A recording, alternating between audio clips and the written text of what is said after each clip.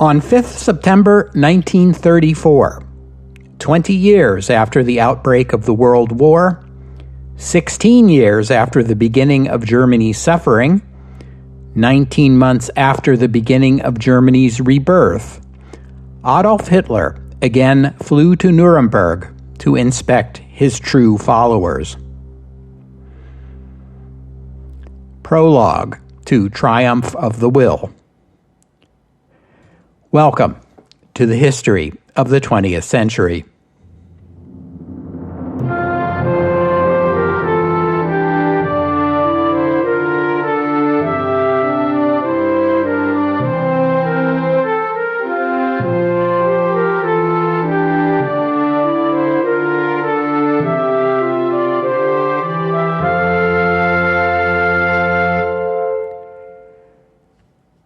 Episode 293, Strength Through Joy.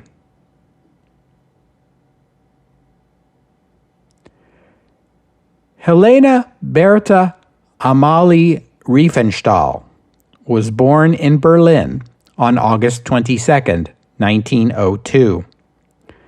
She was the first child of a man who owned an HV business. I would say an HVAC business, but AC hadn't become commonplace yet.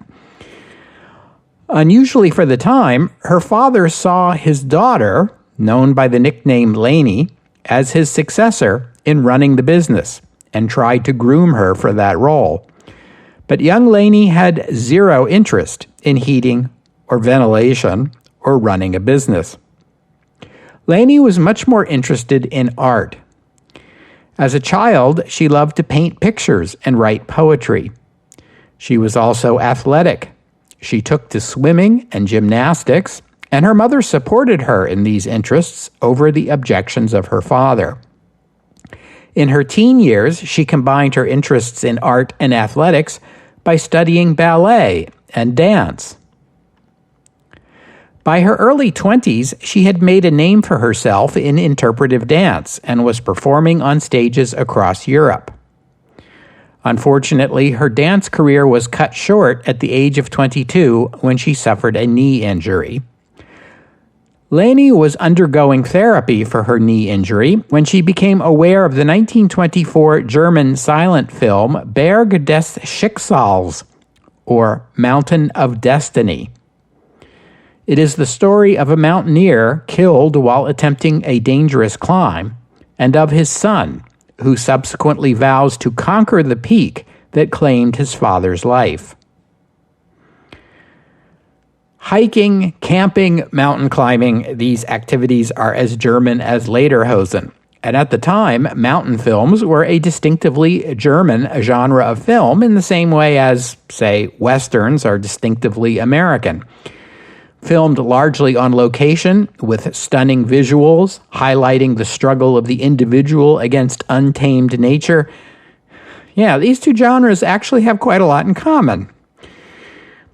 Anyway, here was another way young Leni Riefenstahl could combine her interests in art and athleticism.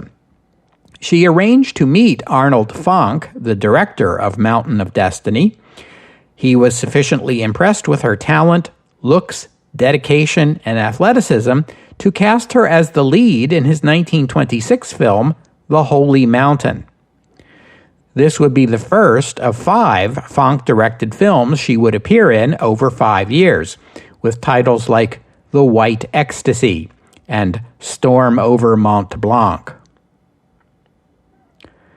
Along the way, Leni studied the art and craft of filmmaking. She set out on her own and in 1932 released her own first film, Das blaue Licht, or The Blue Light, a supernatural story about a mystic woman who lives on a mountain that kills anyone else who tries to climb it. Leni directed the film, starred in it, and edited it, and it was a success. The New York Times critic noted that a summary of the story gives no adequate idea of the beauty of the action and the remarkable camera work. In that same year, 1932, along with millions of other Germans, Leni Riefenstahl attended a speech by Adolf Hitler during one of the 4 national political campaigns of that year. She later described a vision she had as she listened to Hitler's voice, a vision of the earth opening up before her to release a fountain of water that reached all the way to the sky. As had been the case when she saw Mountain of Destiny, Leni decided she just had to meet this guy. A meeting was arranged, and it turned out that Adolf Hitler, who was something of a film buff himself, had seen the blue light and had been impressed by Leni's work. The two of them got on like a house on fire. The city of Nuremberg is the second largest in Bavaria, after Munich. As you know, the National Socialist German Workers' Party was born in Munich, and in 1923 the tiny movement held what it called a party congress there.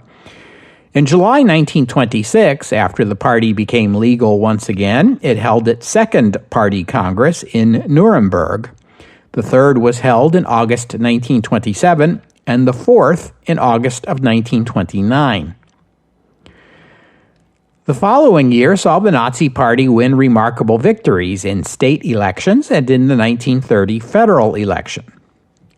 We've already covered the history of 1930 to 33, so you know that the party grew by leaps and bounds and contested 5 national elections and a number of crucial state elections over this period, which brought the party agonizingly close to power, but not quite, while also exhausting the party's energy and bank account. During these eventful years, there were no party congresses because the party could not spare the resources to hold one. But you also know that by mid-1933, Germany was a one-party state with the Nazis now firmly in control. In a mood to celebrate, Adolf Hitler decided to revive the tradition of Nuremberg party congresses by holding the 5th Party Congress in that city beginning August 30th. Now, I've been calling these little get-togethers party congresses because that's a fair English translation of what the Nazis called them. But in the Anglophone world, they are usually referred to as the Nuremberg rallies.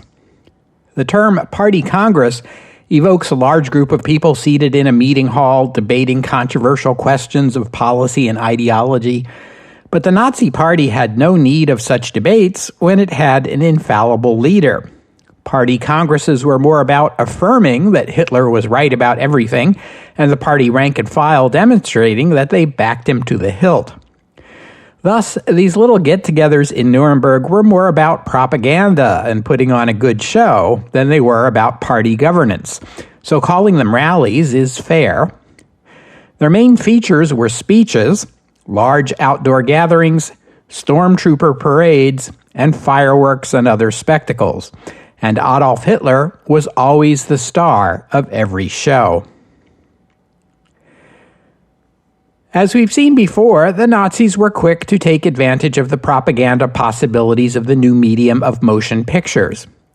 The 1927 rally was filmed, and those films made into a 17-minute silent documentary called Eine Symphonie des Kampfwillens, or A Symphony of the Fighting Will. That's Nazis for you. The 1929 rally was bigger and more lavish and led to the production of a bigger and more lavish silent film, this one 90 minutes long, though bearing the admittedly dull title, The Nuremberg Congress of the NSDAP. In planning the 1933 rally, Joseph Goebbels hit upon the idea of inviting Leni Riefenstahl to make the documentary film of that year's event. This idea did not go over well in the party propaganda division. The party had its own film office with its own on-staff film crew, who were not at all pleased to learn that they were to be sidelined during the party's victory rally to be replaced by a woman barely 30 years old and not even a party member. But Hitler and Goebbels wanted Riefenstahl, so that was that. It was an inspired choice. Riefenstahl hired a talented crew and shot a film throughout the rally, the theme of which was victory, in the sense of the party's political victory in taking over the German government. Afterward, Riefenstahl holed up to edit the film. The end result was something unusual, a documentary film like none that had been seen before. There was no narration. The only spoken words in the film were excerpts from speeches by party leaders. These she intercut with scenes of marches, assemblies, demonstrations, and cheering crowds. The result was a film a little more than an hour long, titled The Victory of Faith, because faith in the party and its leader led to victory. Get it? The film had its rough spots, but overall, Hitler and Goebbels were quite pleased with it. At the conclusion of its premiere in Berlin on December 1st, 1933, the audience reportedly stood and sang Das Horst Wessel-Lied. Over the next 6 months, the film was shown all across Germany, and an estimated 20 million people saw it. Then, Hitler ordered it withdrawn from circulation and every copy destroyed. You see, there was just one teensy little problem with the film. Ernst Röhm, who featured prominently, had been declared the greatest traitor in history and executed in the Night of the Long Knives, episode 285. He was now an unperson, and therefore the Victory of Faith had to become an unfilm. For decades afterward, the Victory of Faith was thought to be a lost work, but eventually a surviving copy did turn up in the archives of the German Democratic Republic. Be that as it may, the fact was that the Victory of Faith had been a valuable propaganda asset, until suddenly it wasn't. The logical solution was to hire Leni Riefenstahl to film a new documentary at the 1934 Nuremberg rally, the theme of which was unity and strength. She did, and this film would be called Triumph of the Will.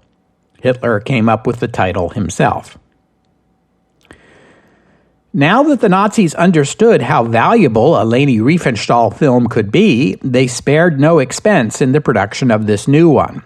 Riefenstahl was given a budget of 300,000 Reichsmarks and a staff of 170. A camera was mounted on a mast to give overhead shots, while another camera ran on tracks around the podium so Hitler could be filmed from diverse angles. Trenches were dug to permit camera angles looking up at Hitler and other speakers. The highlight of the rally was a mass nighttime assembly of thousands.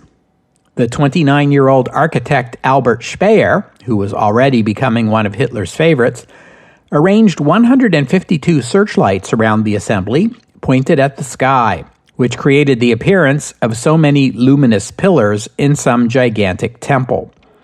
They called it the Cathedral of Light, and it was breathtaking.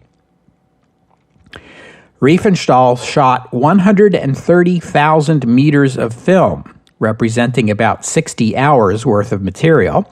She labored for months to assemble this into a finished film with a 114-minute runtime. Triumph of the Will was released in March 1935. No one was about to make the mistake they had made last time. This film would have only 3 stars: Adolf Hitler, Adolf Hitler, and Adolf Hitler. It opens with an on-screen prologue, which I read to you at the top of the episode. This is the only commentary in the film. The rest, as with the earlier film, is presented without narration. The film opens with shots of clouds seen from above as Hitler's plane approaches Nuremberg. Beneath the clouds, we see the skyline of beautiful medieval buildings decorated with tall swastika banners. Through the streets march thousands of stormtroopers, appearing like ants from our vantage point. As the plane descends, the stormtroopers become easier to see, though we also see the shadow of Hitler's airplane passing over them. The divine symbolism continues as Hitler's plane lands, and he is greeted by cheering crowds of handsome young stormtroopers and lovely young German women, who also line the streets as Hitler rides through the city standing in an open car, the German savior's triumphant entry. Triumph of the Will was the #1 motion picture in Germany in 1935. The critics raved. Goebbels called it mind-shattering and a masterpiece. Riefenstahl won many awards for the film, both in Germany and in other countries. Triumph of the Will did much, both to burnish Hitler's image and firmly establish the Hitler cult. Here is Adolf Hitler as he wanted to be seen in his own time and as he wished to be remembered by history. The film itself would certainly be remembered. Triumph of the Will is hailed as the greatest propaganda film ever made. Riefenstahl's techniques and style have influenced countless other films, documentaries, and even TV commercials for the past 90 years. You can put it in the same category as Birth of a Nation, a spectacularly successful and innovative film created in the service of one of the most detestable ideologies ever conceived by the human mind.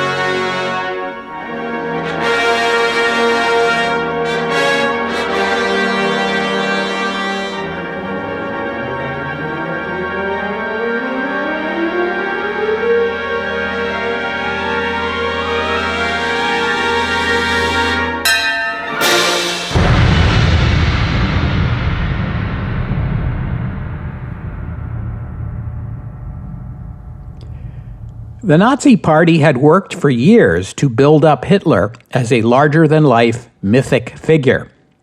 Triumph of the Will was just one piece of that larger effort to construct a cult of personality around the Führer.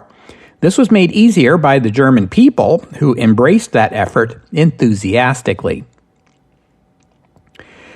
They didn't have public opinion polling back then, and those who were unhappy with the new government were not free to express their view, so there is no hard data on how many Germans supported Hitler versus the numbers who opposed him.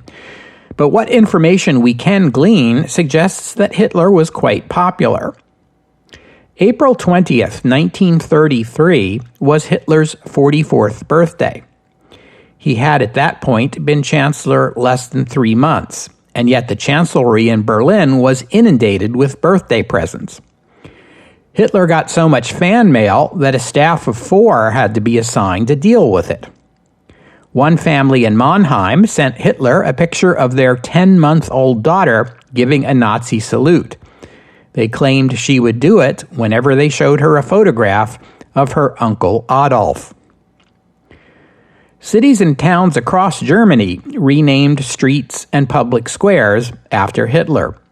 You could buy busts of Hitler, and his face adorned beer steins, ashtrays, fountain pens, and playing cards. So much Hitler kitsch was put on the market that the government had to begin regulating the use of Hitler's image on merchandise. Similarly, Hitler received so many requests from parents asking him to be the godfather of their newborn child that his office had to set a limit. Hitler would only consent to become godfather of a 9th child or a 7th son.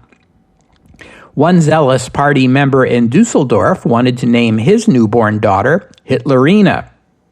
Local authorities gently suggested that perhaps Adolfina would be more appropriate.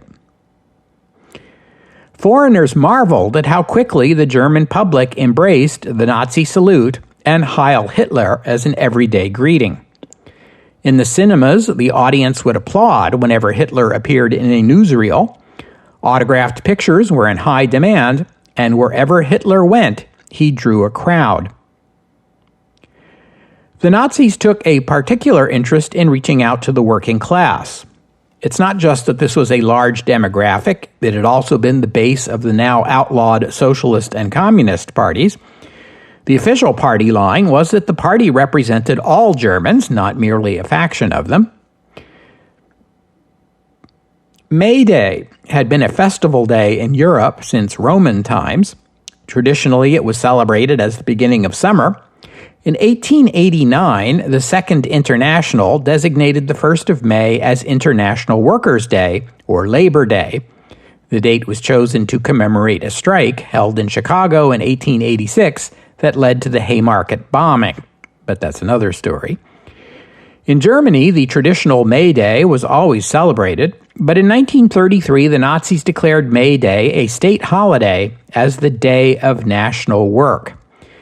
Hitler curried favor with the working class by speaking often about the honor and dignity of labor and condemning those who looked down on workers. We will root out the conceit that causes some individuals to look down on their comrades who only work with a lathe, a machine, or a plow. Hitler professed to be a simple person himself. In a speech to factory workers in 1936, Hitler boasted that he did not own stocks. He did not earn dividends. In fact, he said, "I am probably the only statesman in the world who does not have a bank account." Hitler was, in fact, living a very comfortable life by this time, but still, this kind of talk was well received by working people. Working people liked even better the economic recovery Germany was enjoying under Nazi rule. The German economy was beginning to pick up even before Hitler became chancellor, but under his leadership, the recovery accelerated. It was driven by the government's rearmament program, public spending that put people to work and put money in their pockets. It was, in fact, good old Keynesian economic policy, just like what the Roosevelt administration was doing in the United States, except that instead of building bridges and dams, German workers were building machine guns and artillery pieces. Hitler's government was financing this military buildup with some creative accounting that obscured the fact that they were running up huge new debts to finance it, but that didn't matter to the workers who had jobs. The leadership of the Social Democratic Party, the SPD, in exile, collected information on what was going on inside Germany, especially among the working class. What they found was Hitler was very popular, as much for his strong foreign policy as for the strong economy. He was seen as a strong leader who took no guff and never gave up pushing for what he believed was right. As for the economy, one former SPD member told them, "You people always made socialist speeches, but the Nazis have given us jobs. I don't care whether I make grenades or build the Autobahn, I just want to work. Why did you not take job creation seriously?" Also in 1933, in its early days, and despite this outreach to the working class, Hitler's government banned socialist and communist political parties and independent labor unions.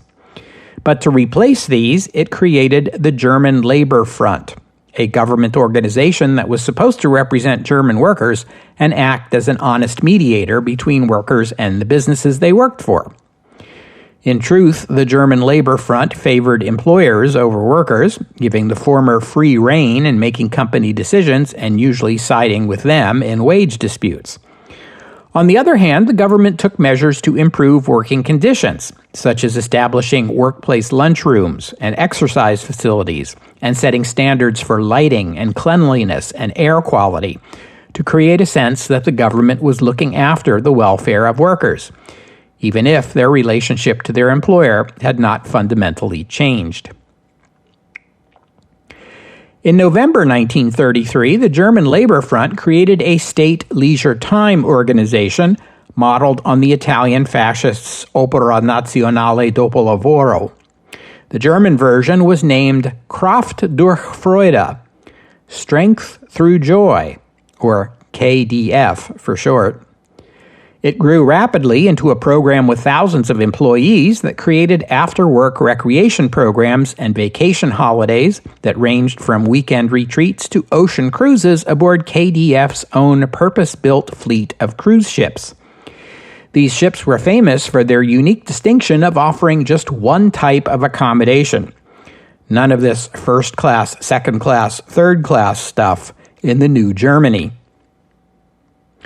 Of course, you still had to have enough money for a ticket, which meant that most of those who enjoyed these cruises were middle class and up, although some employers offered KDF cruises as bonuses or gave away tickets by lottery. So a certain number of working class people were able to take advantage of the program. Two of KDF's most ambitious programs never got to fruition because of the war. One was the Volkswagen program, the people's car that would sell for a mere 1,000 Reichsmarks. I already told you about that project in episode 285, but perhaps the most ambitious project was a massive sea resort on the island of Rügen in the Baltic Sea. This resort, called Prora, was meant to make seaside vacations available to the ordinary German. A set of 8 buildings designed by Albert Speer would accommodate 20,000 vacationers in 10,000 rooms, every one of which offered a view of the sea. There were plans for a concert hall, a theater, a cinema, and 2 swimming pools. Had it been completed, it would have been the largest holiday resort in the world, but it never was. Even so, 1 million Germans went on KDF vacation excursions every year, and millions more took advantage of the weekend getaways. And if those were too pricey, there were simpler after-work programs that involved exercise and dance classes, hiking, sports, and trips to the theater or to the movies. It was a wildly popular and successful program, and the Nazis took advantage of it to instruct participants in National Socialist doctrine. Similarly, although the Volkswagen never became a reality, the Volksempfänger did. That was the People's Radio receiver, offered in 1933 for the low price of just 76 Reichsmarks. In 1939, an even cheaper radio was introduced, which cost just 35 Reichsmarks. Because of this, the size of the German radio audience increased from 4 million to 11 million over that period of time, and everyone who listened to the radio heard what the government wanted them to hear.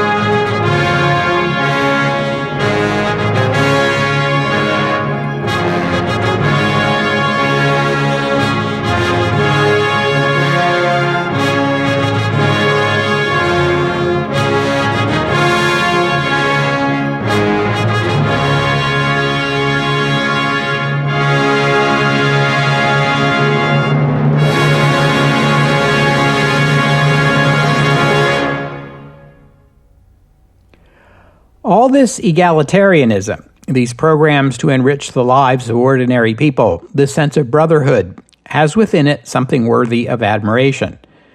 But never forget that it came with a catch. The catch is what the Nazis called Volksgemeinschaft. This is a complicated word to translate. It's usually rendered into English as the people's community or the national community, but I think perhaps the National Fellowship captures the idea a little better. The Nazis did not coin this word or invent the concept, but it was central to Nazi ideology.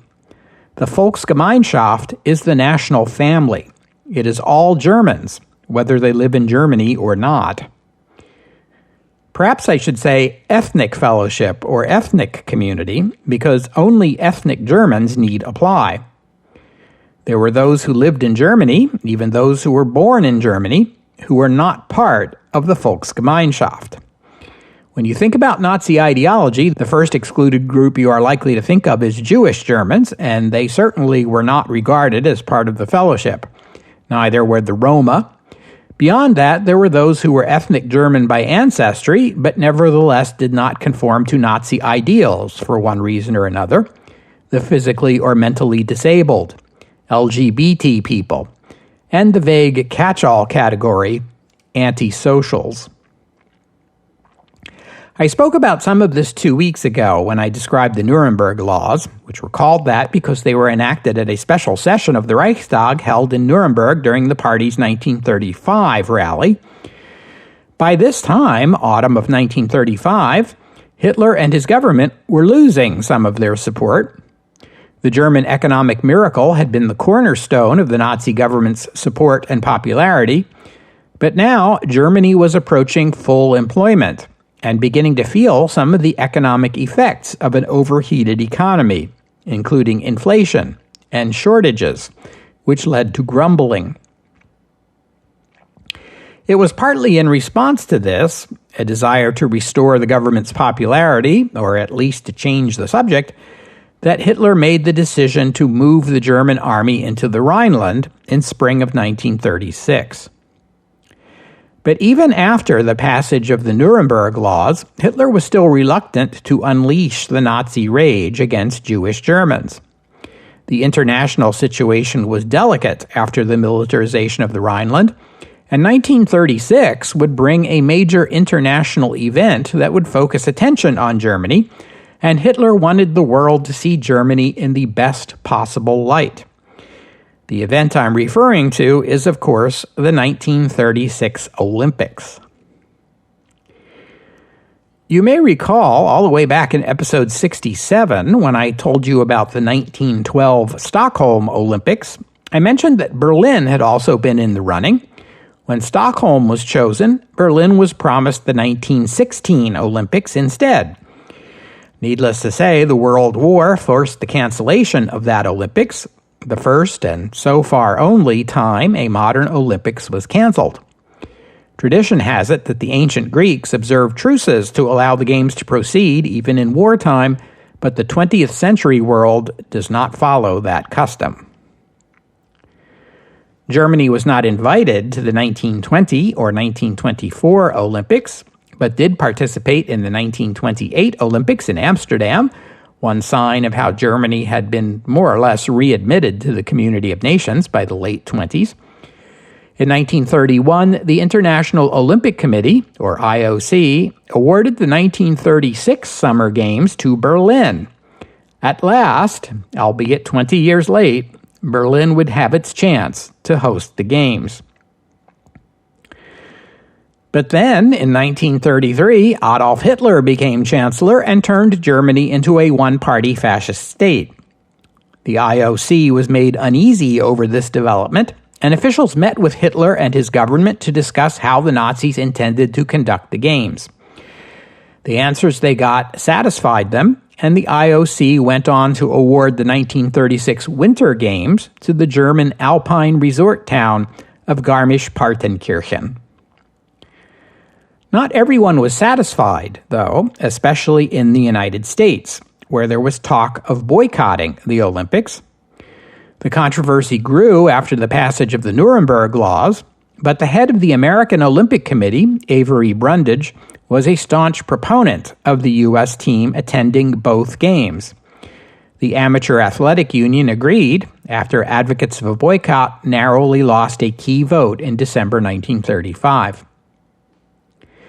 In Germany, Hitler and the Nazis made whatever promises they were asked to make, as they were desperate to host a successful Olympics, as well as use the event for propaganda purposes, an opportunity to display the virtues of the new Germany to the world.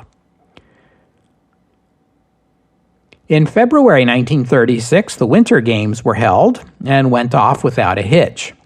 Norwegian figure skater Sonja Henie won her third straight gold medal in women's figure skating, and the British ice hockey team won gold after scoring a last-minute goal against Canada, the heavy favorite. Ouch, that must have hurt. The top medal-winning nations were Norway, Germany, and Sweden, in that order. Behind the scenes, the German hosts gave visiting foreigners the red carpet treatment. American journalist William Shirer wrote, "They've greatly impressed most of the visiting foreigners with the lavish but smooth way in which they've run the games and with their kind manners." The next month, Hitler ordered the German army into the Rhineland. Not only did this act not provoke a military response, it didn't even renew calls to boycott the Summer Games. Not even in France, the country most directly threatened by the move. 49 nations would be represented at the 1936 Summer Olympics, the largest number ever. The German government built an arena that seated 100,000 for the Games, along with a sporting complex that became the largest in the world. Berlin was polished and spit-shined for the occasion. Nazi banners were hung everywhere, and businesses were asked to take down those signs that announced Jewish customers were not welcome for the duration of the Games. The Nazi newspaper Der Angriff advised Berliners to be, and I quote, "more charming than the Parisians, easier going than the Viennese, livelier than the Romans, more cosmopolitan than Londoners, and more practical than New Yorkers." The Games began on August 1st, with opening ceremonies designed around the biggest VIP in the VIP box, Adolf Hitler. The teams of the 49 nations paraded into the stadium. The French Olympic team gave the Olympic salute as they passed Hitler, causing the crowd to cheer as they misunderstood the Olympic salute as the very similar-looking Nazi salute. The Olympics would drop their salute after the war. The British team pointedly refused to salute as they marched by, which drew the crowd's ire. The Olympic flag was raised, thousands of doves were released, and cannons fired a 21-gun salute. A hymn specially composed for the occasion by Richard Strauss was performed. Fun fact, Richard Strauss's hometown is Garmisch-Partenkirchen. Then a runner entered the stadium and lit the Olympic flame with a torch bearing fire that had been carried by relay all the way from Olympia in Greece. This was the very first instance of the now customary Olympic torch relay. The most famous athlete at the 1936 Summer Olympics was American track and field star Jesse Owens, who won 4 gold medals at the Games.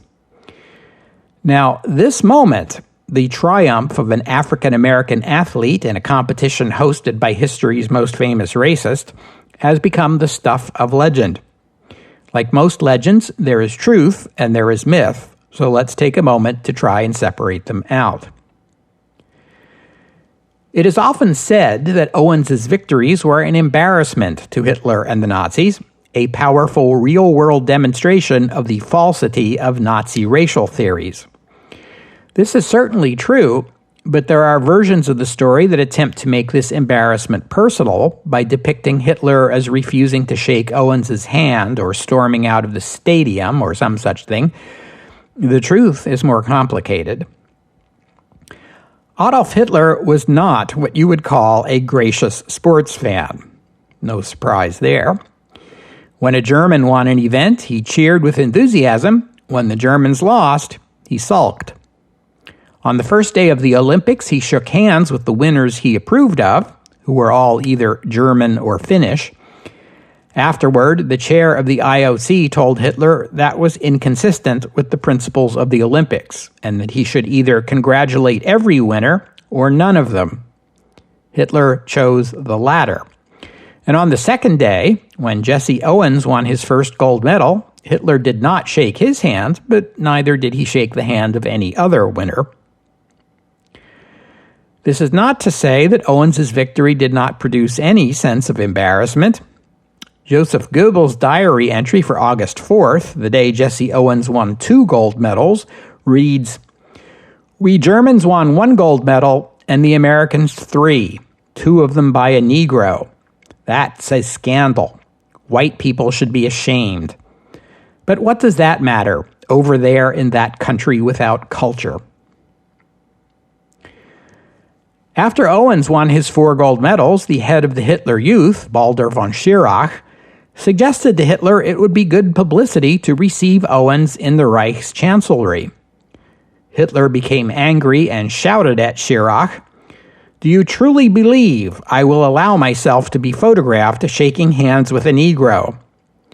So the story is true to that extent.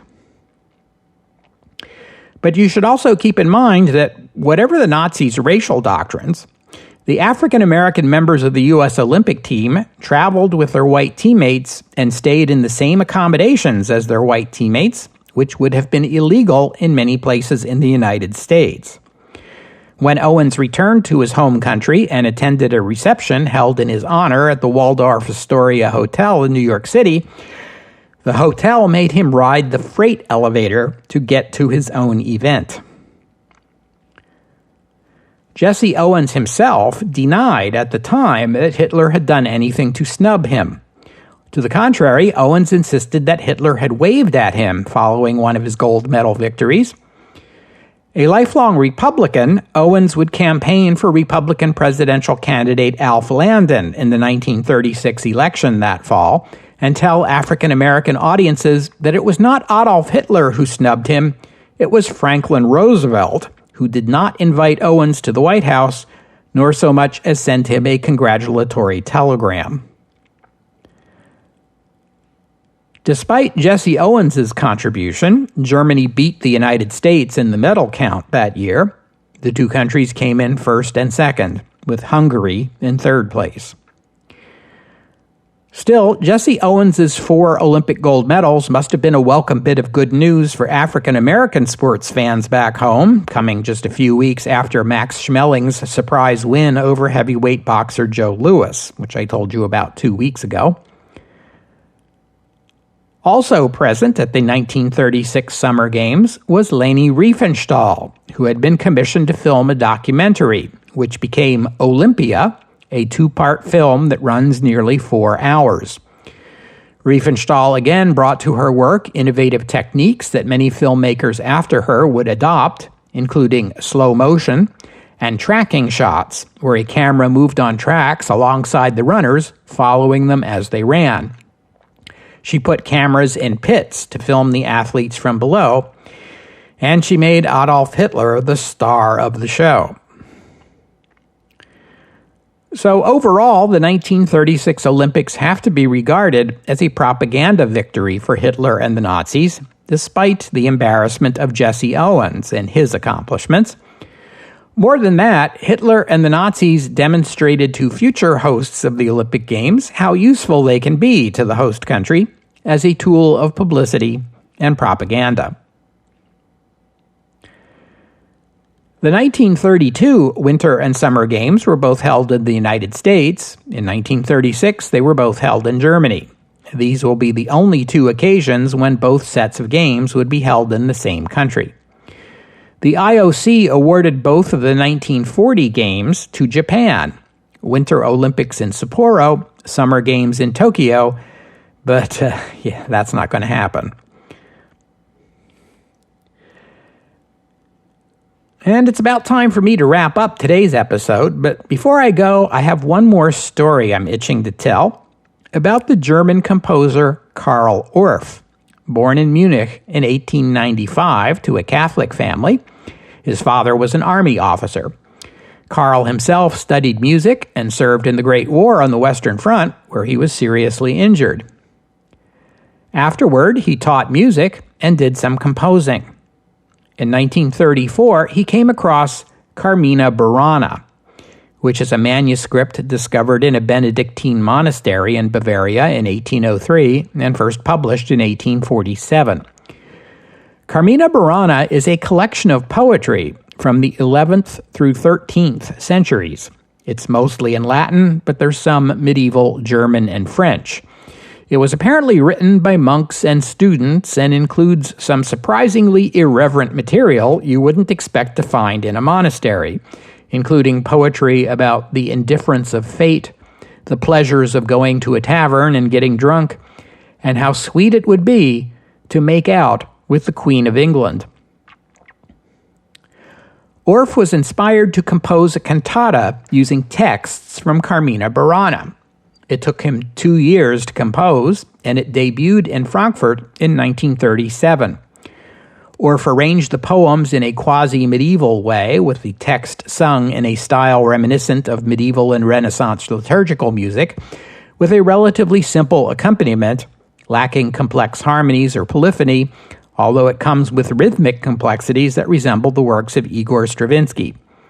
If Rite of Spring was supposed to be the music of ancient Russia, this would stand in for the music of medieval Germany. Carmina Burana was a huge success, and it was much more accessible to the ordinary listener than the harmonies of Stravinsky or whatever it was that Arnold Schoenberg was creating. For his part, Orff told his publisher he might as well destroy all of his previous compositions.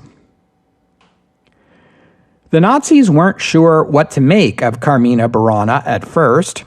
The poetry's erotic and anti-authoritarian elements made them uneasy, but when it became clear the piece was popular, they embraced it. It was said that Hitler himself enjoyed it. Orff was perhaps not as ardently anti-Nazi as he later claimed to be, but neither was he ever a party member or conspicuously pro-Nazi. At the end of the Second World War and of Nazi rule, Carmina Burana only grew in popularity. It has become one of the most frequently performed classical works in concert. In 1978, American choreographer Lois Holton created dances to be performed with the music, and Carmina Burana is also often performed by dance companies. And the music has been used in literally hundreds of films, television shows, and commercials over the past half-century. Nazi Germany persecuted and drove off most of its great artists, and generally speaking, the Nazi period is not an era of great art. But Carmina Burana and Triumph of the Will represent perhaps the two greatest artistic accomplishments of Germany in the Nazi era. Unlike the work of Leni Riefenstahl, though, Carmina Burana can be enjoyed without discomfort, as there is no discernible Nazi message in it. And we'll have to stop there for today. I thank you for listening, and I would especially like to thank Gabriel for his kind donation. And thank you to Bill for becoming a patron of the podcast. Donors and patrons like Gabriel and Bill help cover the costs of making this show, which in turn keeps the podcast available free for everyone. They also keep Mrs. History of the 20th Century happy, and when she's happy, I'm happy, so thanks again. If you'd like to become a patron or make a donation, you just visit the website, historyofthe20thcentury.com, and click on the PayPal or Patreon buttons. The podcast website also contains notes about the music used on the podcast. Sometimes it's my own work, sometimes it's licensed, but most times the music you hear here is free and downloadable. If you hear a piece of music on the podcast and you would like to know more about it, including the composer, the performers, and a link to where you can download it, that would be the place to go. While you're there, you can leave a comment and let me know what you thought about today's show. And if I sound like Sylvester the Cat in today's podcast, that's because of the sound of air passing through the place where I used to have an eye tooth. That had to go. A partial is on order, but you can expect me to sound like this for at least one more episode.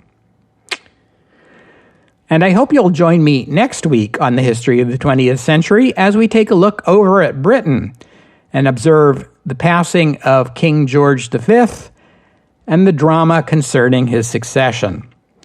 The Year of Three Kings. Next week, here on the History of the 20th Century. Oh, and one more thing. Leni Riefenstahl never joined the Nazi Party, but she continued to support Hitler and the Nazis until 1944. She seems to have soured on them that year, perhaps because that was the year her younger brother was conscripted and sent to the Eastern Front, where he died. After the war, she would be investigated multiple times for her involvement with the Nazis, and although she was deemed a sympathizer, she was judged no worse than that.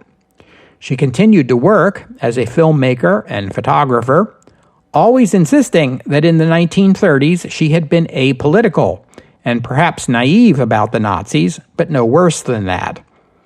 She always denied that her Nazi-era films were propaganda, insisting they were merely documentaries, that she had done no more than film real-life events that had been organized and staged by others. In 1993, she was the subject of a documentary in which she appeared, titled The Wonderful, Horrible Life of Leni Riefenstahl. Leni Riefenstahl died in 2003 at the age of 101.